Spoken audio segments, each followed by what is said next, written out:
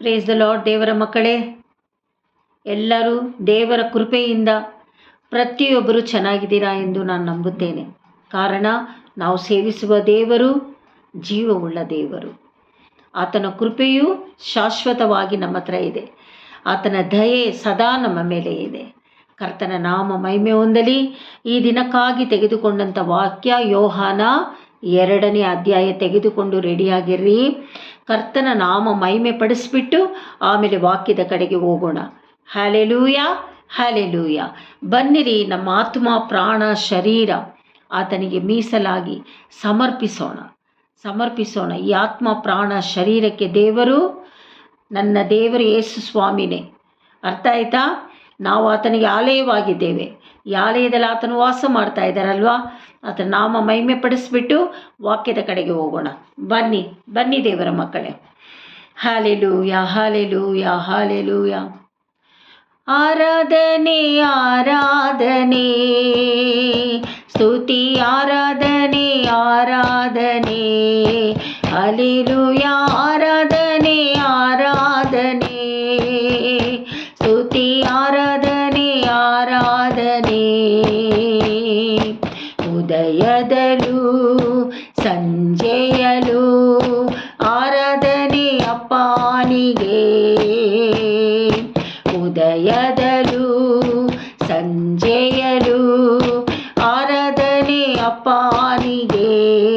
Hallelujah. ಆರಾಧನೆ, ಆರಾಧನೆ, ಸ್ತುತಿ ಆರಾಧನೆ, ಆರಾಧನೆ, ಹಲ್ಲೆಲೂಯ.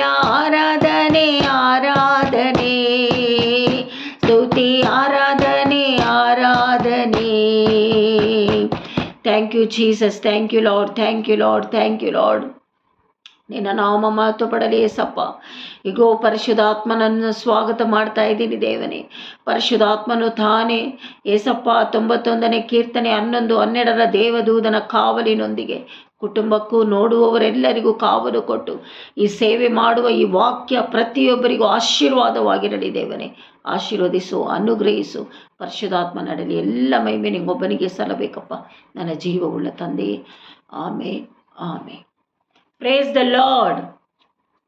ಜನವರಿ ತಿಂಗಳು 5ನೇ ತಾರೀಕಿಗೆ ನಾವು ಬಂದಿದ್ದೀವಿ ಅಲ್ವಾ ದೇವರ ಮಕ್ಕಳೇ?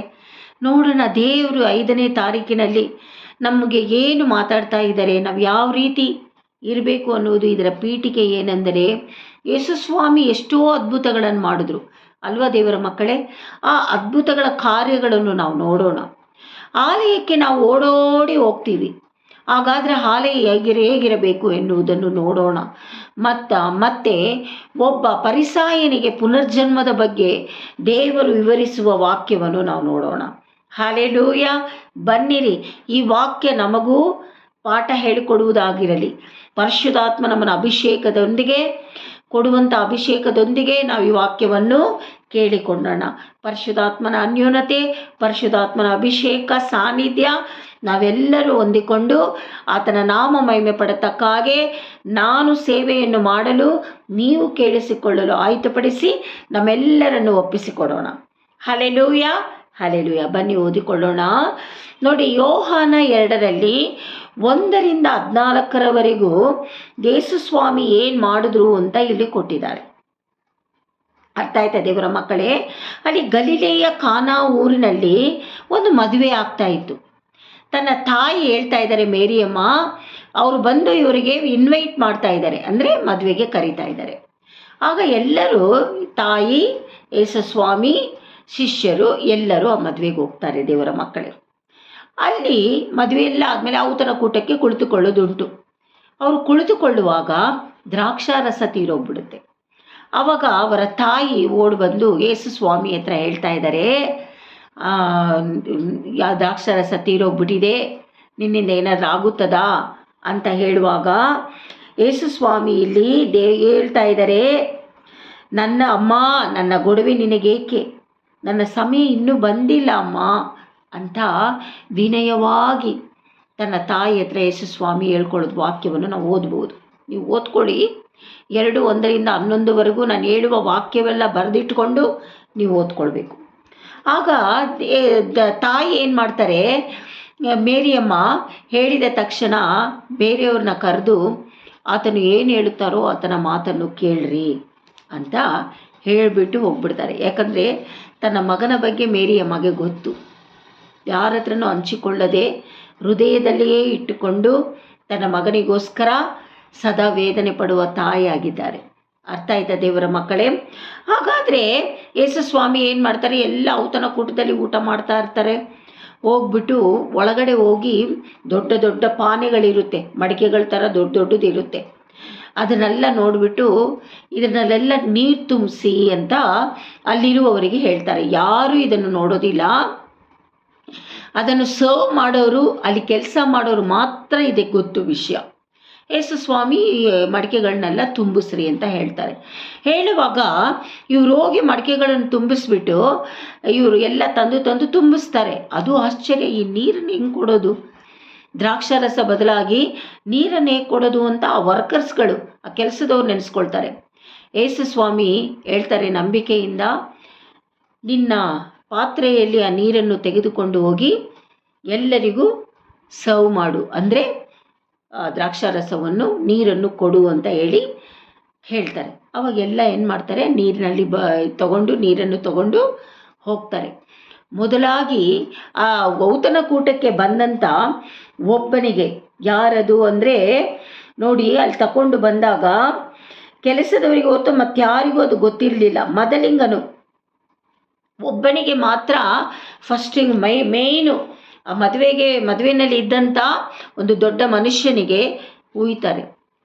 ಉಯ್ದ ತಕ್ಷಣ, ಅದು ಕುಡಿದಿದ್ದ ತಕ್ಷಣ, ಇದೇನಿದು, ನೀನು ಮೊದಲು ಕೊಡಬೇಕಾದ ದ್ರಾಕ್ಷಾರಸವನ್ನು ಕೊನೆಯದಾಗಿ ನೀನು ಕೊಡ್ತಾ ಇದೆಯಲ್ಲ, ಇಷ್ಟು ರುಚಿ ಇದೆಯಲ್ಲ, ಮೊದಲೇ ಕೊಡ್ಬೋದಾಗಿತ್ತಲ್ಲ ಅಂತ ಹೇಳುವಾಗ ಎಲ್ರಿಗೂ ಕೊಡ್ತಾರೆ. ಎಲ್ಲರಿಗೂ ಸಂತೋಷ. ಮೇರಿಯಮ್ಮ ನಿಂತುಕೊಂಡು ಸಂತೋಷ ಪಡುವವರಾಗಿದ್ದಾರೆ. ಹಾಗಾದರೆ ಶಿಷ್ಯರು ಕೊನೆಯದಾಗಿ ಏನು ಮಾಡ್ತಾರೆ, ಯೇಸು ಸ್ವಾಮಿ ಮಾಡಿದ ಅದ್ಭುತವನ್ನು ನೋಡಿ ಅವ್ರು ನಂಬಿಕೆ ಇಡ್ತಾರೆ. ಬನ್ನಿ ಇನ್ನೊಂದು ವಾಕ್ಯ ಓದಿಕೊಳ್ಳೋಣ. ಯೋಹಾನ 2:13-22. 22ರಲ್ಲಿ ದೇವಾಲಯದಲ್ಲಿ ದೇವರು ಏನು ಮಾಡ್ತಾ ಇದ್ದಾರೆ, ಯೇಸು ಸ್ವಾಮಿ ಏನು ಮಾಡಿದ್ರು ಅಂತ ನೋಡಿಕೊಳ್ಳೋಣ. ಬರೆದಿಟ್ಕೊಂಡು ನೀವು ಓದ್ಕೊಳ್ಬೇಕು ಮನೆಯಲ್ಲಿ. ಅರ್ಥ ಆಯ್ತಾ ದೇವರ ಮಕ್ಕಳೇ? ಇಲ್ಲಿ ಯೇಸು ಸ್ವಾಮಿ ತನ್ನ ಶಿಷ್ಯರುಗಳನ್ನು ಕರ್ಕೊಂಡು ದೇವಾಲಯಕ್ಕೆ ಹೋಗ್ತಾ ಇದ್ದಾರೆ. ಹೋಗುವಾಗ ಅಲ್ಲಿ ಬರೀ ಎಲ್ಲ ದೇವಾಲಯ ಅಂದರೆ ಪರಿಶುದ್ಧವಾದ ಸ್ಥಳ. ಅರ್ಥ ಆಯ್ತಾ? ತಂದೆ ಮಗ ಪರಿಶುದ್ಧಾತ್ಮನು ಅಲ್ಲಿರಬೇಕಾದದ್ದು ತಂದೆಯ ಮಹಿಮೆ ಅಲ್ಲಿದೆ. ಅಂಥ ಸ್ಥಳದಲ್ಲಿ ಇವ್ರೇನು ಮಾಡ್ತಾರೆ, ಕುರಿಗಳನ್ನ ಕೋಳಿಗಳನ್ನ ಸೇಲ್ ಮಾಡೋದು, ವ್ಯಾಪಾರ ಮಾಡೋದು, ಏನೇನೋ ವ್ಯಾಪಾರ ಮಾಡ್ಕೊಂಡು ಕುಳಿತುಕೊಂಡಿರ್ತಾರೆ. ಅದಕ್ಕೆ ಯೇಸು ಸ್ವಾಮಿ ಹೇಳ್ತಾ ಇದ್ದಾರೆ, ನನ್ನ ದೇವಾಲಯವನ್ನು ನೀವು ಕೆಡಿಸ್ತಾ ಇದ್ದೀರಾ, ಇದು ನನ್ನ ತಂದೆಯ ಮನೆಯಲ್ಲವೇ ಅಂತೇಳಿ ಎಲ್ಲ ಎತ್ತಿ ಬಿಸಾಕ್ಬಿಡ್ತಾರೆ.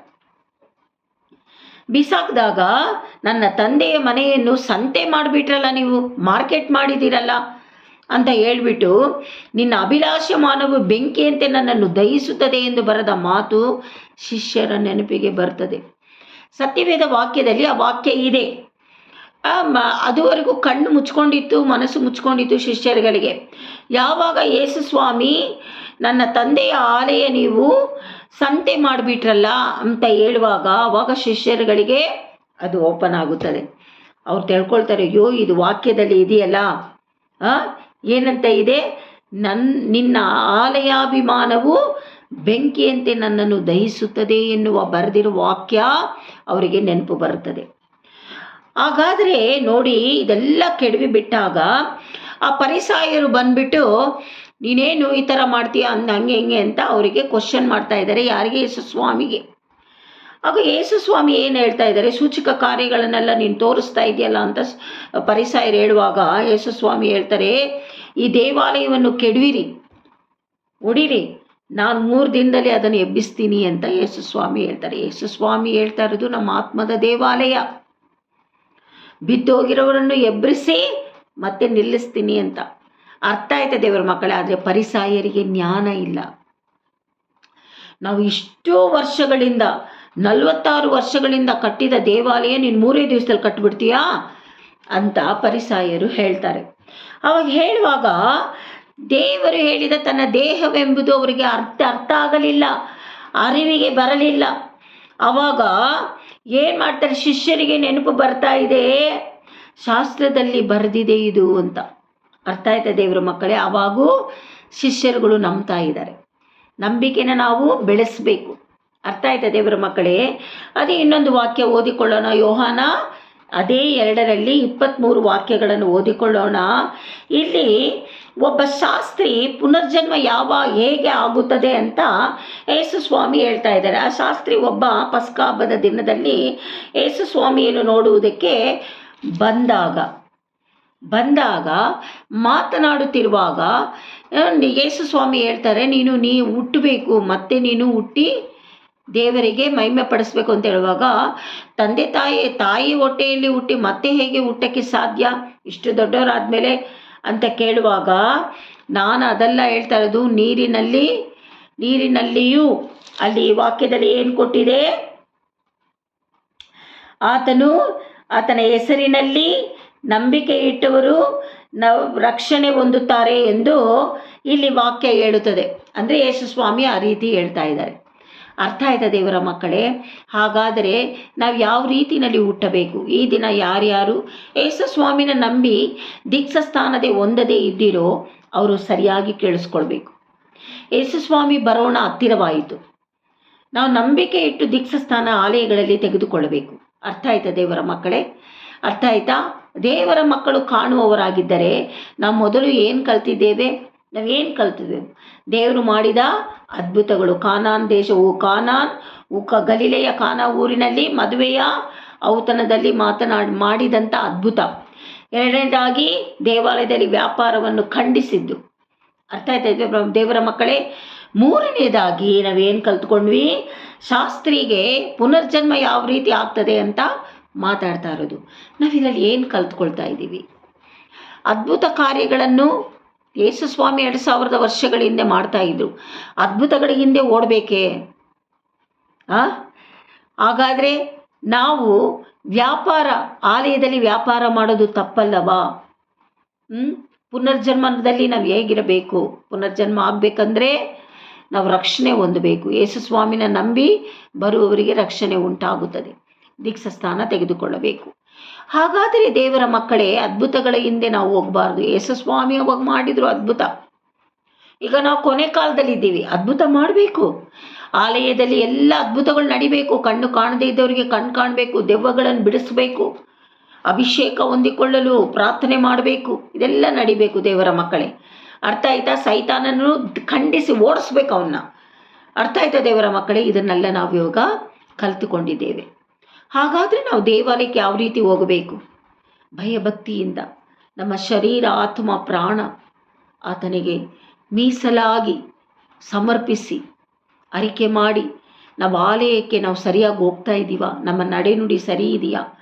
ನಾವು ಕ್ಷಮಾಪಣೆ ಕೇಳಿ, ದೇವರೇ ನಮ್ಮನ್ನು ಮನ್ನಿಸಪ್ಪ, ವಾರದಲ್ಲೆಲ್ಲ ನಮ್ಮನ್ನು ಪೋಷಿಸದೆ, ನಮ್ಮನ್ನು ಕಾಪಾಡದೆ, ಆದರೂ ನಿನ್ನನ್ನು ನಾವು ನೋಯಿಸಿದ್ದೇವೆ ದೇವರೇ, ನಮ್ಮನ್ನು ಮನ್ನಿಸಿ ಶುದ್ಧೀಕರಿಸು ಅಂತೇಳಿ ಆಲಯಕ್ಕೆ ಸಂತೋಷವಾಗಿ ನಾವು ಹೋಗಬೇಕು. ಆತನು ಮಾಡಿದ ಒಂದೊಂದು ಉಪಕಾರಗಳನ್ನು ನೆನಪು ಮಾಡಿಕೊಂಡು ಆತನನ್ನು ಮಹಿಮೆ ಪಡಿಸಬೇಕು. ಆಲಯಕ್ಕೋಸ್ಕರ ನಾವು ಪ್ರಾರ್ಥನೆ ಮಾಡಬೇಕು. ಆಲಯದಲ್ಲಿ ನಮಗಾಗಿ ದೇವರು ಇಟ್ಟಿರುವ ಬೋಧಕರುಗಳಿಗಾಗಿ ನಾವು ಪ್ರಾರ್ಥಿಸಬೇಕು.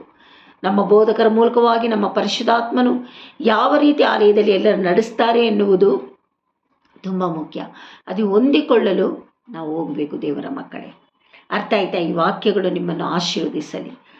ತಂದೆ, ಮಗ, ಪರಿಶುದ್ಧಾತ್ಮ ನಾಮ ಮಹಿಮೆ ಹೊಂದಲಿ. ಕೊನೆಯದಾಗಿ ಆತನ ನಾಮ ಮಹಿಮೆ ಪಡಿಸಿ ನಿಲ್ಲಿಸೋಣವೇ? ಬನ್ನಿ, ಕೊನೆಯದಾಗಿ ಆತನನ್ನು ಆರಾಧನೆ ಮಾಡೋಣ. ಮಹಿಮೆ ಪಡಲಿ ದೇವರು. ಅರ್ಥ ಆಯ್ತಾ? ಮಹಿಮೆಯ ಅರಸನೆ ನಿನ್ನ ಆತ್ಮದಿ ಆರಾಧಿಸುವೆ, ಪರಲೋಕ ರಾಜನೆ ನಿನ್ನ ನಿತ್ಯವೂ ಆರಾಧಿಸುವೆ. ಮಹಿಮೆಯ ಅರಸನೆ ನಿನ್ನ ಆತ್ಮದಿ ಆರಾಧಿಸುವೆ, ಪರಲೋಕ ರಾಜನೆ ನಿನ್ನ ನಿತ್ಯವೂ ಆರಾಧಿಸುವೆ. ಹೌದು, ಕರ್ತನನ್ನು ನಿತ್ಯವೂ ನಾವು ಆರಾಧಿಸಬೇಕು. ಬೆಳಗ್ಗೆ, ಮಧ್ಯಾಹ್ನ, ಸಂಜೆ, ರಾತ್ರಿ ಎನ್ನುವುದು ನೋಡದೆ ಮಧ್ಯರಾತ್ರಿ ನಿದ್ದೆ ಮಾಡುವಾಗಲೂ ಆತನನ್ನು ಆರಾಧಿಸಿ ಸ್ತುತಿಸ್ತಾ ಇರುವ ಭಾಗ್ಯ, ಇನ್ನು ಹೆಚ್ಚಾದ ಬಲವನ್ನು ಕೇಳಿ ದೇವರ ಹತ್ರ ನಾವು ಕೇಳಬೇಕು. ಅರ್ಥ ಆಯ್ತಾ ದೇವರ ಮಕ್ಕಳೇ? ದೇವರು ನಿಮ್ಮೆಲ್ಲರನ್ನು ಆಶೀರ್ವದಿಸಲಿ. ಕರ್ತನ ನಾಮ ಮಹಿಮೆ ಹೊಂದಲಿ. God bless you for everyone. Amen.